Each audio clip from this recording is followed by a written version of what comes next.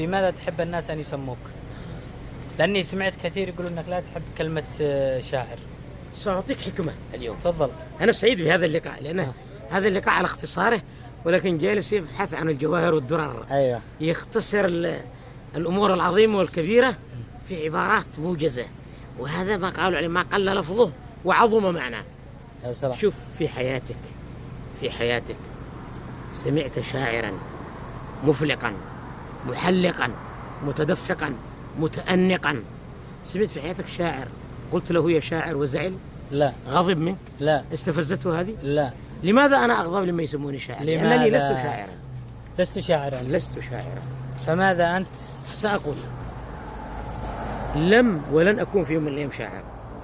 أنا رجل خريج من مدرسة زبيد الشرعية العربية اللغوية الفقهية. تمام. سمعت هذه القراءات التقليدية اللي أخذتها كما أخذوها أبائي وأجدادي في مدرستنا الأهدلية التهامية.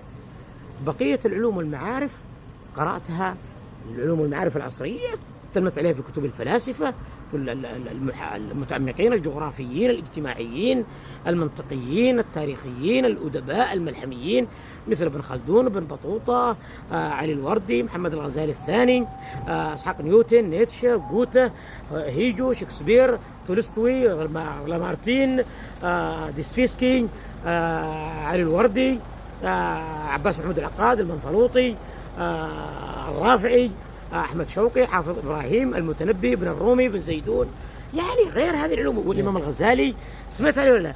وغيره من العلماء، وكابن كثير والطبري والزمخشري. المهم الجمع بين الأصالة والمعاصرة. ممتاز. كل هؤلاء الفقهاء والمحدثين والمجتهدين والمفسرين والفلاسفة والاجتماعيين كلهم قرأت لهم واستوعبت كتبهم، ثم بعد ذلك أصبحت لي مادتي الخاصة، اجتهاداتي الخاصة، مؤلفاتي الخاصة، اصطلاحاتي الخاصة، تعريفاتي الخاصة، أفكاري الخاصة. هنا يخرج العالم من عباءة التقليد ويتحرر منها وينطلق في عالم الاجتهاد والإبداع، وهذا الفارق بين العالم المقلد والمبدع والمجتهد. فأنا في الأصل لست شاعرا. نعم. كنت في يوم من الأيام أبحث عن عمل، لم أجد أمامي إلا شاعر المليون. دخلت فيه في الصدفة على الطريق، فالناس فجأة سموني شاعر. أنا عندما أسمع كلمة شاعر أزعر كالأسد الذي يشعر أنه الأسد الجريح. طيب ماذا يسمون؟ لأنني لست شاعرا في الحقيقة. طيب ماذا لا، يسمون؟ لحظة، هل هناك هل هذا بدعا من القول؟ هل أول مرة تسمع في حياتك بعالم ليس شاعرا؟ معظم العلماء كانوا شعراء، لكن الشعر حتما ليس كل ما في بضاعتي.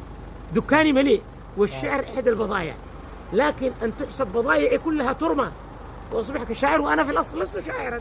أنا فقيه ومجاز في العلوم الشرعية والعربية واللغوية وأديب